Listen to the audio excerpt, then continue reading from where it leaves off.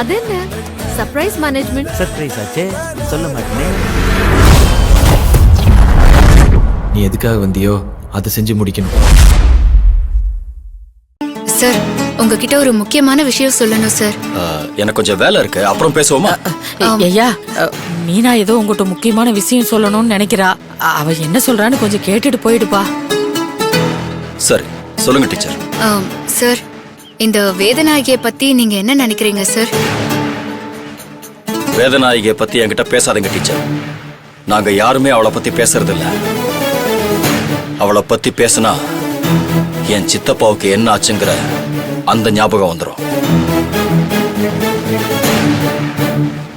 அவ ஏற்படுத்தின பாதிப்பால குடும்பத்துக்கு தான் மன கஷ்டம் வரும். அதுக்கு காரணமானவளை பத்தி எந்த விஷயமும் இந்த குடும்பத்துல அடுத்த தலைமுறையை சேர்ந்த யாருக்குமே தெரியாம இருந்தது. நீங்க தான் மருதுன்னு எவனோ ஒருத்தன் வந்தான், வேவு பார்த்தான், போனான்னு சொல்லி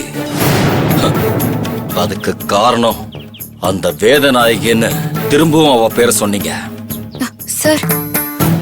அதனால ஏகப்பட்ட குழப்பம்தான் வந்துச்சு. திரும்ப திரும்ப அவளோட பேரை சொல்லி எங்க சித்தப்பாவுக்கு என்ன ஆச்சுன்னு நீங்க நியாயப்படுத்திக்கிட்டு இருக்காதீங்க. நானே கேட்கணும்னு நினைச்சேன், எதுக்காக அவளை பத்தி தேவையில்லாம பேசிட்டு இருக்கீங்க? சார், இப்ப பேச வேண்டிய அவசியம் வந்துருச்சு சார். அந்த வேதநாயகி ஜெயில இருந்து ரிலீஸ் ஆயிட்டா.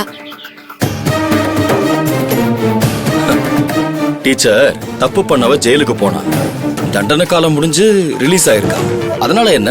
சார், அவ ஜெயிலுக்கு போகும்போது என்ன சொல்லிட்டு போனான்னு அன்னைக்கு பாட்டி அவங்கள பத்தி சொன்னது உங்களுக்கு ஞாபகம் இருக்கா சார்? அவ புருஷன் இறந்ததுக்கு காரணமான எல்லாரையும் கொல்லாம விட மாட்டேன்னு சொல்லிட்டு போயிருக்கா சார்.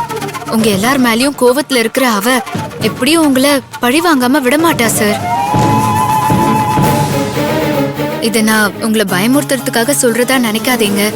நீங்க அப்பப்போ வெளியே போறீங்க வரீங்க. ஜெயிலுக்கு போனாவ உங்க மேல இருக்கிற கோபத்துல உங்களை ஏதாவது என்ன பண்ணுவா டீச்சர்? என்ன பண்ணுவா சொல்லுங்க, என்ன பண்ணுவா?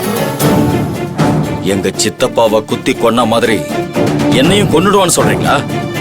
இல்ல சார். அவளுக்கு பயந்துகிட்டு என்ன வீட்டுல முடங்கி கிடக்க சொல்றீங்களா? சார், நான் அப்படி சொல்ல வரல சார். வேதநாயகியோட ஒரே லட்சியம் இப்ப உங்களையும் சத்தியமூர்த்தி சாரையும் கொல்றதாதான் இருக்கும். அப்படி ஒருத்தி வெளியே இருக்கான்னு தெரிஞ்சும் நம்ம அசால்ட்டா இருக்க வேண்டான்னு தான் சார் சொல்றேன்.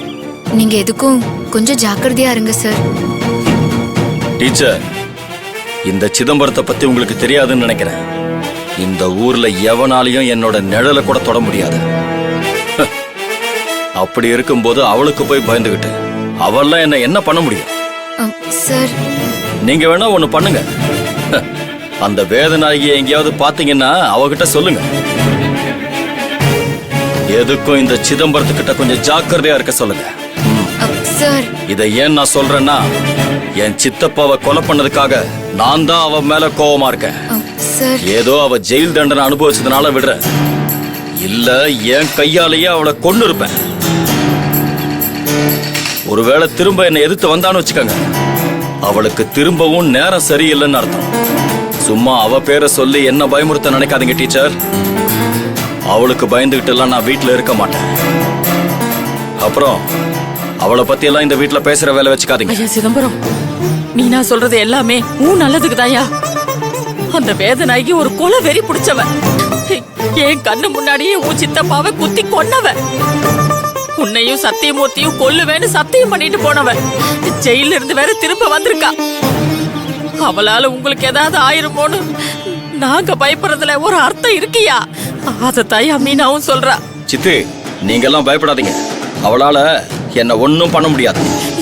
அவ திரும்பவும் தப்பு பண்ணணும்னு நினைச்சா அவளுக்கு அதை விட பெரிய தண்டனை தான் கிடைக்கும். அவ பண்ற தப்பு நம்மளுக்கு தாயா ஆபத்துல வந்து முடியும். ஆபத்து நமக்கு இல்ல சித்தி, அவளுக்கு தான். அவளுக்கு அவ்வளவு சீன்லாம் இல்ல சித்தி. நீங்க யாரும் அவளை நினைச்சு பயப்படாதீங்க. அவளாலெல்லாம் ஒன்னும் பண்ண முடியாது. நீங்க யாரும் அவளை நினைச்சு பயப்படாம தைரியமா இருங்க. ஏதாவது பிரச்சனைனா நான் பாத்துக்கிறேன். அப்புறம் தேவி கல்யாணத்துக்கு இன்னும் 1 மாசம் தான் இருக்கு. ஏகப்பட்ட வேலை இருக்கு. நான் வரேன் சித்தி. வரேன் டீச்சர்.